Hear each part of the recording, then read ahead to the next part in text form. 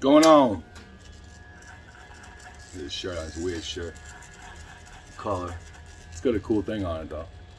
Alright, but it's too see-through for me. Anyway, Leslie and I, we were just talking about, well, somehow the DARE program came up for reasons I won't mention per se, necessarily. But anyway, so we're talking about that, and I was thinking about the DARE program, and a lot of kids from my generation, I was a little bit older, in the 90s, and they started all that shit.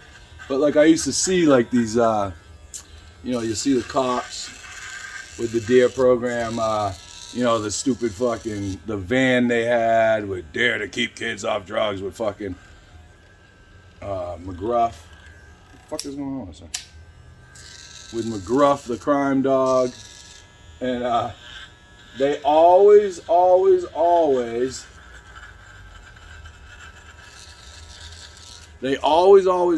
had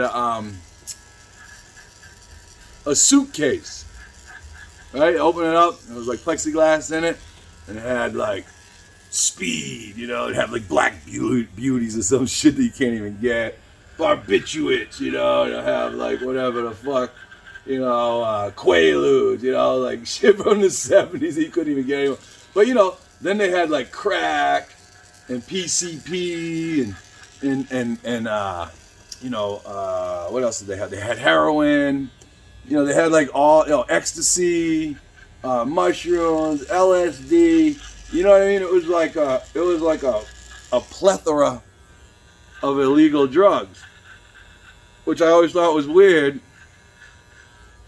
That the cops would bring this around to schools, like little kids. I'm talking like first, second grade, and they're like, "Oh, this is what crack looks like." If you ever see this. Don't put it in one of these glass tubes that you can buy in your neighborhood to have a little rose in it and smoke it. Whatever you do, don't do that. And they're like, this is the two types. There's powdered heroin and there's black tar heroin. And it's like, the black tar is really strong, so you don't want that one, kiddos. And, they're like, the powder, though, you can just sniff it, but don't do it. And they're like, and they would tell you, like, stay out of these parts of the city. And it was like in the 80s, right, when they were talking about crack epidemic and all that, right? It was like the biggest ad campaign in the history of America for a drug, because they were like, whatever you do, don't smoke this cheap, very potent, smokable, easily accessible cocaine that causes wonderful euphoria. But don't do it. Don't go down the 1st and 8th or whatever the fuck it was, the corner of Crack and 8 Ball. Don't go down there. And don't you talk to anybody on that corner about a $5 rock. You could get 4 for 20. You get 6 for 20. So I heard. It was like, and then everybody's like, oh my God, look at everybody doing crack. Well, I can't imagine why, right? You just had the best ad campaign ever. And why wouldn't they, right? Seeing as the CIA was funding their Iran-Contra bullshit with that money, Crazy shit. But yeah, DARE to keep kids off drugs. But yeah, it seemed like a good idea, right? The whole just say no. And, when you classify stuff like marijuana the same as methamphetamines and heroin, right? Not even cocaine is classified as, I think cocaine's class B, right? And marijuana's class A. That's crazy. You know what I mean? But, hey, what do I know? I'm just a GEDologist, barber, right? I ain't really got any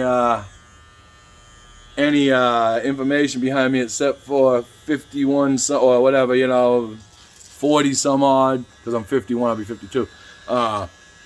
40 some odd years of paying attention, right? So maybe it's been more like 30 years of paying attention, because for the first 20, I didn't really pay attention to much except for what the fuck I wanted to do. Maybe I'm still like that in a lot of ways, you know.